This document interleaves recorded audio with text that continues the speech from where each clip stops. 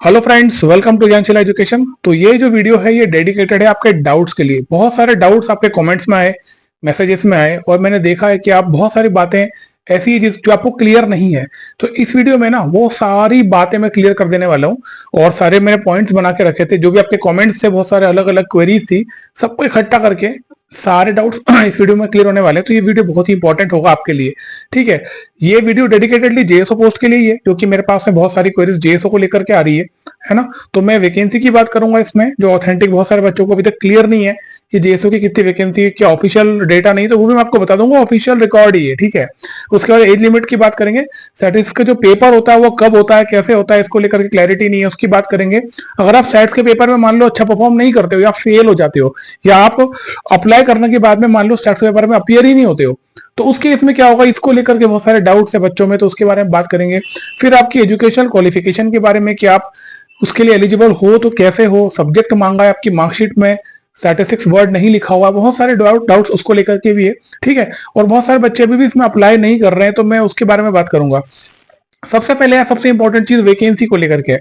मैं आपको है ना ऑफिशियल डेटा बता चुका हूं। ठीक है, ऑफिशियल रिकॉर्ड है डीओपीटी एसएससी के जो अंडर सेक्रेटरी, उनको ऑफिशियल जो गया है लेटर गया है, उसमें क्लियर लिखा हुआ है 725 वैकेंसी टोटल। और यूआर, केवल यूआर की वैकेंसी 253 है। ठीक है, इससे VH OH category, HH category की भी है, 7 8 8 वैकेंसी है। तो वैकेंसी 725 है टोटल। मैं आपको दिखा चुका हूं, आप स्क्रीन पे देख सकते हो। ये ऑफिशियल नोटिस है, मेरे घर में बनाया हुआ नहीं है मैंने, ऑफिशियली है, ठीक है। और टोटल 725 वैकेंसी ये ऑफिशियल रिकॉर्ड है, इससे कम नहीं होने वाली, हो सकता है इससे ज्यादा ही हो, पर 725 वैकेंसी जेएसओ के लिए डेफिनेटली आ रही है। इसके अलावा एसआई ग्रेड 2 के लिए बहुत सारे बच्चे पूछ रहे हैं कि वैकेंसी पोजीशन अभी नहीं आई है। एसएससी ने ये बात सही है कि ऑफिशियली ये बात, ऑफिशियली जो नोटिस है वो नहीं निकाला वैकेंसी का, पर अभी जो सुनने में आ रहा है कि किसी ने आरटीआई लगाई थी, उसमें बताया गया कि 85 वैकेंसी एसआई ग्रेड 2 की भी हो सकती है। ठीक है, तो ये डेडिकेटेडली वीडियो में हम जेएसओ और एसआई ग्रेड 2 दोनों के बारे में बात करेंगे। सबसे पहली बात तो वैकेंसी का मैंने क्लियर कर दिया, 725 वैकेंसी यार बहुत अच्छी वैकेंसी है, तो चुपचाप पढ़ाई करो।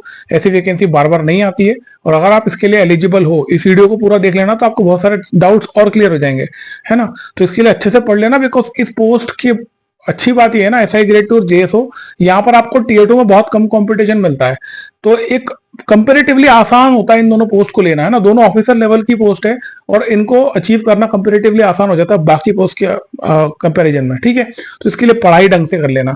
एज लिमिट की बात करें, जेएसओ की बात करें, जेएसओ की जो एज लिमिट है वो 32 साल है, मतलब कि 2 साल आपको एक्स्ट्रा मिलते हैं। जितनी भी ग्रुप बी ऑफिसर की पोस्ट होती है सबके लिए 30 साल एज लिमिट होती है जनरल कैटेगरी की, बट जेएसओ के लिए वो 32 साल एज लिमिट होती है। तो ये एक एडिशनल एडवांटेज है। अगर आप 30 कंप्लीट हो चुके हो, आपकी जो एज रेकनिंग की वजह से मान लो आप बाहर हो रहे हो, एग्जाम से बाहर हो गए हो, तो एक एक्स्ट्रा चांस आपके पास में है, एक अपॉर्चुनिटी है कि आप वापस से एग्जाम की तैयारी कर सकते हो और एक ऑफिसर लेवल की पोस्ट ले सकते हो। जनरल कैटेगरी के लिए 32 साल जेएसओ की एज लिमिट है, ओबीसी के लिए 35 ईयर्स है और एससी एसटी के लिए 37 ईयर्स है। ठीक है, तो 2 साल आपको ज्यादा मिल जाते हैं एज लिमिट के उसमें। उसके बाद बहुत सारे बच्चों को ये पता नहीं है शायद कि जब जेएसओ के लिए अप्लाई करोगे तो वहां पर आपको एक पेपर देना होगा टीयर 2 में, वो होता है स्टैटिस्टिक्स का, यानी कि सांख्यिकी का। ये 2 लैंग्वेज में होता है, हिंदी और इंग्लिश। ठीक है, इसकी जो मार्किंग होती है 100 नंबर का, 100 क्वेश्चन का पेपर आएगा 200 नंबर का, और इसकी जो मार्किंग स्कीम है वो पुरानी वाली है। मतलब कि अगर आप सही क्वेश्चन करोगे तो 2 नंबर मिलेंगे और गलत करोगे तो 0.5 माइनस होंगे, है ना। तो 1/4 है माइनस मार्किंग। तो जब आप टीयर 2 का पेपर दोगे तो टीयर 2 में क्या होता है, आप जैसे टीयर 1 क्वालिफाई करके जाओगे टीयर 2 में, तो टीयर 2 में आपका पेपर 1 होता है जो कि कंपलसरी होता है। मतलब कि पेपर 1 में आपका क्वांट इंग्लिश, क्वांट रीजनिंग, जीए इंग्लिश, कंप्यूटर और टाइपिंग, ये 6 सब्जेक्ट है जो सबको देना है। जितने लोग टीयर 1 में अपियर, टीयर 2 में अपियर हो रहे हैं, टीयर 1 क्वालिफाई करके टीयर 2 में जा रहे हैं, सबको पेपर 1 में बैठना ही पड़ेगा। ठीक है, तो एक दिन में ये होगा। उसके अगले दिन आपका पेपर होगा स्टैटिस्टिक्स का, जो होता है पेपर 2, है ना। तो स्टैटिस्टिक्स जो है वो टीयर 2 का पेपर 2 है, जो नेक्स्ट डे होगा, अलग से एक पेपर होगा, है ना। वो 2 घंटे का होगा, जिसमें 100 सवाल आएंगे 200 नंबर के। ठीक है, तो ये पेपर अलग से होता है, इसकी तैयारी भी आपको अलग से करना होती है। और तैयारी अगर आपके पास स्टडी मटेरियल नहीं है तो हमारा कंप्लीट कोर्स अवेलेबल है, डिस्क्रिप्शन में लिंक दिया हुआ है, वहां पर जाकर आप एनरोल कर सकते हो। इस कोर्स में एनरोल करने के बाद में कहीं जाने की जरूरत नहीं पड़ेगी, आपको सारा स्टडी मटेरियल एक ही जगह पर मिल जाएगा। कोर्स बाइलिंगुअल है, हिंदी इंग्लिश दोनों में, ठीक है। इसी कोर्स से पढ़ के लास्ट ईयर भी बहुत सारे जेएसओ एसआई ग्रेड 2 सिलेक्ट हुए हैं, उसके पिछले साल भी हुए हैं, उसके पिछले साल भी हुए हैं, ठीक है। तो 4 साल से हम देख रहे हैं कि बहुत सारे स्टूडेंट्स हमारे इस कोर्स से सिलेक्ट होकर के गए हैं, ठीक है। तो अगर आपको पढ़ना है इसके लिए, इस कोर्स के लिए, तो आप डिस्क्रिप्शन में लिंक के वहां जाकर के एनरोल कर सकते हो।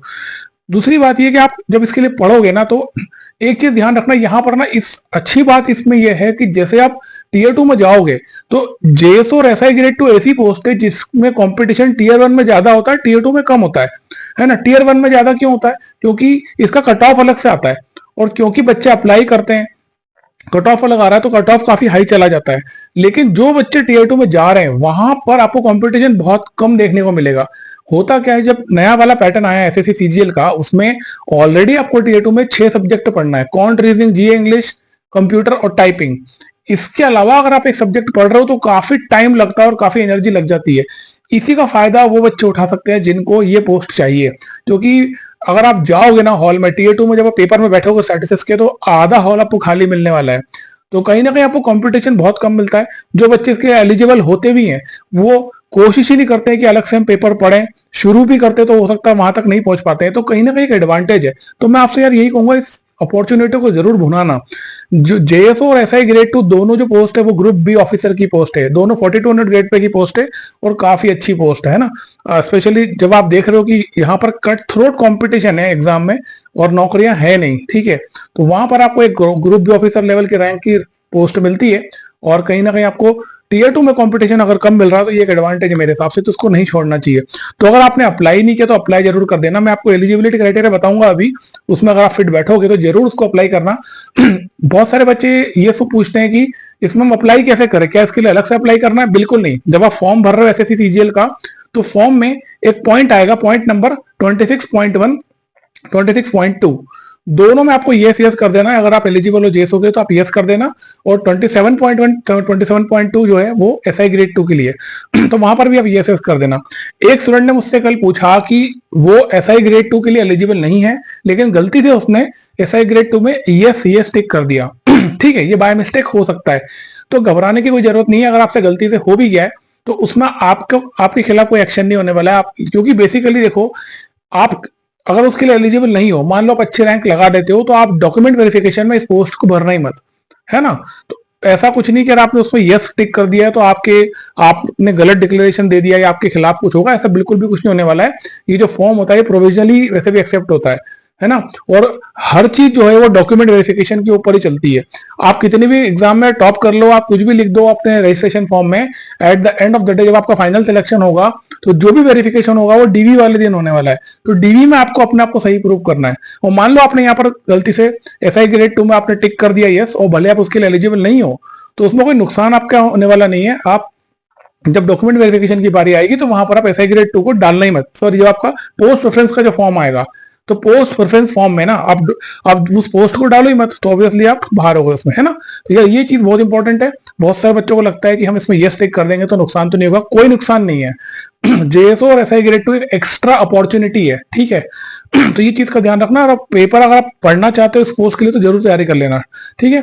इसके अलावा बहुत सारे बच्चे पूछते हैं कि मान लो हम टीयर 2 की तैयारी कर रहे हैं, एसआई ग्रेड 2 के लिए, जेएसओ के लिए हम स्टैटिस्टिक्स की पढ़ रहे हैं, तो स्टैटिस्टिक्स का पेपर जब आया, मान लो उस दिन हम पेपर में बैठे और हम ढंग से परफॉर्म नहीं कर पाए, मान लो उस पेपर में हम फेल हो गए, है ना, जो कि मिनिमम क्वालिफाइंग होता है, आप क्वालिफाई उस पेपर को नहीं कर पाए, या मान लो आप टीयर 2 के पेपर 2 जो स्टैटिस्टिक्स है उसमें आप क्लियर ही नहीं हुए, तो उस केस में क्या होगा? क्या आपकी बाकी की जो पोस्ट है वो आपको मिलेगी या नहीं मिलेगी? तो देखो एक बात समझो, जो आप स्टैटिस्टिक्स का पेपर दे रहे हो, टीयर 2 के अंदर जो पेपर 2 है सांख्यिकी, वो पेपर जो आप दे रहे हो वो केवल 2 पोस्ट के लिए दे रहे हो, जेएसओ और एसआई ग्रेड 2। तो अगर उस पेपर में आप नहीं बैठते, ठीक है, टीयर 2 का जो पेपर 2 है स्टैटिस्टिक्स, उस पेपर में मान लो आप अपीयर नहीं होते हो या उसमें आप फेल हो जाते हो, तो केवल और केवल जेएसओ और एसआई ग्रेड 2, ये 2 पोस्ट से ही आप बाहर होगे। बाकी पोस्ट में इसका कोई फर्क नहीं पड़ने वाला है, बाकी पोस्ट वैसी की वैसी रहेगी।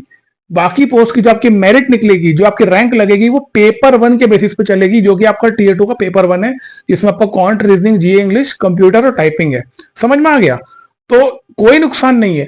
जेएस और एसआई ग्रेड 2 के लिए अगर आप पढ़ रहे हो स्टैटिस्टिक्स अलग से, तो ये एक्स्ट्रा चांस है, एक एक्स्ट्रा अपॉर्चुनिटी है। इसमें अगर आप नहीं बैठते हो या आप इसमें खराब परफॉर्म करते हो तो इसका नुकसान आपको कहीं से कहीं तक कुछ नहीं होने वाला है। तो इसीलिए मैं कह रहा हूँ कोई डर मत रखना अपने मन में कि यार ऐसा ना हो कि हम इसमें फेल हो गए तो एग्जाम में फेल हो जाएंगे, ऐसा कुछ नहीं है। फिर से बोल रहा हूँ, अगर आप स्टैटिस्टिक्स में खराब परफॉर्म करते हो या स्टैटिस्टिक्स में आप नहीं बैठते हो पेपर में, तो उस केस में आप केवल और केवल जेएसओ और एसआई ग्रेड 2 ये 2 पोस्ट से ही बाहर होगे। उसके अलावा बाकी पोस्ट जो है, टोटल 31 पोस्ट और है एसएससी सीजीएल की, उस पोस्ट पे इसका कोई असर नहीं होने वाला है, ठीक है।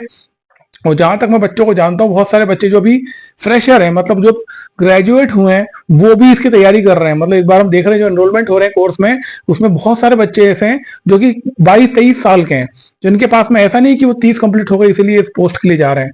उनके पास में तो उनका ये कहना है कि क्योंकि वैकेंसी बहुत अच्छी है और क्योंकि इस जेएसओ पोस्ट में टीयर 2 में कंपटीशन थोड़ा कम रहता है, तो हम इसको बैकअप की तरह रख रहे हैं कि एक पेपर थोड़ा सा पढ़ लिया अपना समय निकाल के, और अगर थोड़ा सा एफर्ट लगा करके एक सब्जेक्ट तैयार हो जाता है और एग्जाम में जाके फिर बैठना ही तो है। भाई आप टीयर 2 दोगे, टीयर 2 का जो पेपर 1 होगा उसके बाद में आपके पास क्या काम है, सिर्फ एक पेपर होता है अगले दिन स्टैटिस्टिक्स का, तो उसमें अपियर होने में क्या नुकसान है। थोड़ी बहुत तैयारी भी आप कर रहे हो, थोड़े अच्छे मार्क्स आप ले आए तो एक पोस्ट आपके लिए तैयार हो जाती है, ठीक है। तो कहीं ना कहीं वो नुकसान नहीं है, फायदा ही है। तो अगर आप किसी भी एज लिमिट में आ रहे हो, कुछ भी आपकी एज है, अगर आप इसके लिए एलिजिबल हो तो जरूर अप्लाई करना और हो सके तो तैयारी जरूर करना।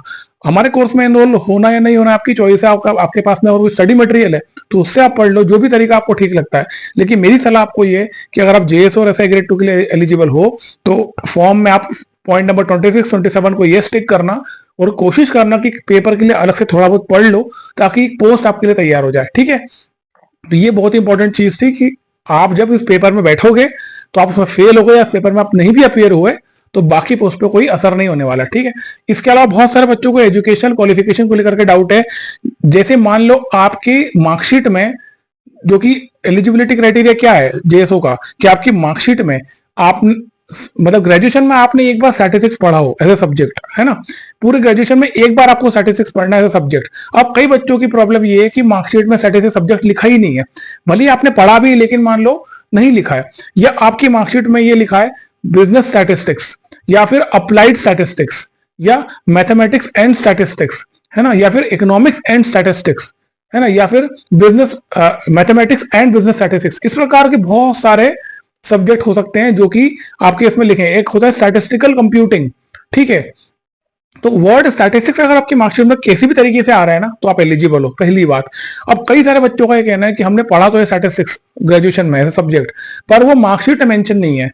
तो देखो कई बार क्या होता है ना, हर यूनिवर्सिटी हर कॉलेज के जो मार्कशीट होती है सबके तरीके होते हैं अलग अलग अपने मार्कशीट को प्रिंट करने के। कई मार्कशीट मैंने ऐसी देखी है जहां पर सब्जेक्ट के नाम ही नहीं लिखे होते हैं, पेपर 1 पेपर 2 पेपर 3 पेपर 4 इस प्रकार से लिखा होता है। तो वहां पर आप कैसे प्रूव करोगे कि आपने स्टैटिस्टिक्स पढ़ा हुआ है, ठीक है। तो उस केस में या तो आप अपना सिलेबस दिखा दो, जो सिलेबस आपका होगा करिकुलम उसमें क्लियर लिखा होगा, या फिर जिस कॉलेज से आपने पढ़ाई की है उस कॉलेज से भी आप लिखवा सकते हो, है ना। वो कॉलेज अगर ये लिख के दे देगा कि this student has studied statistics as a subject in this year this semester, तो भी आप जेएसओ के लिए एलिजिबल हो जाओगे, ठीक है। तो परेशान होने की जरूरत नहीं यार, वर्ड स्टैटिस्टिक्स अगर आ रहा है मार्कशीट में कहीं भी जरा सा भी आ रहा है तो भी आप एलिजिबल हो। मान लो कि नहीं भी लिखा हुआ है और आपने अगर पढ़ा है एज अ सब्जेक्ट स्टैटिस्टिक्स को ग्रेजुएशन में, तो आप जाकर के कॉलेज से लिखवा लो। क्योंकि देखिए जो आपकी मार्कशीट है वो कौन जारी कर रहा है, कॉलेज ही जारी कर रहा है, तो कॉलेज ही एक अथॉरिटी है। वैसे ही अगर आप मार्कशीट अगर मैं मेंशन नहीं है किसी कारणवश तो आप कॉलेज के लेटर पैड पे वो बात लिखवा लो, वो भी इक्वली ही मान्य माना जाएगा, ठीक है। और पास्ट में ऐसा किया है बहुत सारे बच्चों ने जो सिलेक्ट हुए हैं उन्होंने भी किया है और उनका डीवी में कोई प्रॉब्लम नहीं आया। तो यार ये बहुत ही इंपॉर्टेंट फैक्टर है, अगर आपकी मार्कशीट में किसी भी तरीके से स्टैटिस्टिक्स मेंशन है तो भी आप एलिजिबल हो, और मेंशन नहीं है और आपने अगर पढ़ा है स्टैटिस्टिक्स तो आप जाकर के कॉलेज से लिखवा लो, किसी भी तरह से उसको प्रूव करना है। क्योंकि जो एलिजिबिलिटी क्राइटेरिया एजुकेशनल क्वालिफिकेशन है उसमें ये मेंशन है कि the candidate must have studied statistics as a subject in graduation, आपने पढ़ा होना चाहिए, है ना। अब पढ़ लिया है और मार्कशीट में नहीं लिखा है तो उसके तरीके हैं, आप कॉलेज से लिखवा लो, उससे मामला हो जाएगा आपका, ठीक है। ये हो गया मार्कशीट वाला इशू। और बहुत सारे बच्चों को प्रॉब्लम आ रही थी, आप अगर 12th में अगर आपके मैथ्स नहीं है, मैथ्स में 60% मार्क्स नहीं है तो फिर आपको ग्रेजुएशन में ऐसे प्रूव करना पड़ेगा। और अगर आपने 12th में मैथ्स पढ़ा हुआ है और मैथ्स में आपके 60% नंबर आ रहे हैं तो ग्रेजुएशन वाले की जरूरत ही नहीं है ना, क्योंकि आपको दोनों में से एक ही क्राइटेरिया फुलफिल करना है, ठीक है। ये हो गया। इसके बाद में आप बहुत सारे बच्चे जो है ना डिस्करेज हो रहे हैं अप्लाई करने, सोच रहे हैं कि हम अप्लाई करें या ना करें, अप्लाई करेंगे तो नुकसान तो नहीं हो जाएगा, अप्लाई करेंगे तो पेपर में बैठना पड़ेगा कंपलसरी है। ऐसा कुछ नहीं है, आप अप्लाई कर दो, आपको कोई नहीं पूछने आ रहा कि आपने अप्लाई किया तो आप एलिजिबल हो या नहीं हो। पहली बात तो ये भी है, इतना तक मैं वो आपको बोल रहा हूँ कि कोई आपको वेरीफाई नहीं करने वाला कि आप एक्चुअल में एलिजिबल हो भी या नहीं। ठीक है, तो आप अप्लाई कर सकते हो, है ना। अगर आपको डाउट है ना तो आप डाउट मुझसे क्लियर कर लेना, पर्सनल लेवल पे मैं कर देता हूँ। ठीक है, पर ऐसा मत करना कि फॉर्म की डेट निकल जाएगी, बाद में आपको जाके मालूम पड़ेगा अरे मैं तो एलिजिबल था, लेकिन आपने चूंकि फॉर्म में ये टिक नहीं किया और आपका एडमिट कार्ड नहीं आएगा। तो यार वो गलती बिल्कुल मत करना, ठीक है। तो अप्लाई जरूर करो, और इसके अलावा कोई भी क्वेरी कोई भी डाउट है तो कमेंट्स में लिखो, मैं कोशिश करूंगा उसको सॉल्व करने की। ठीक है, इस वीडियो में इतना ही था, मिलता है अगले वीडियो में। थैंक यू सो मच, जय हिंद।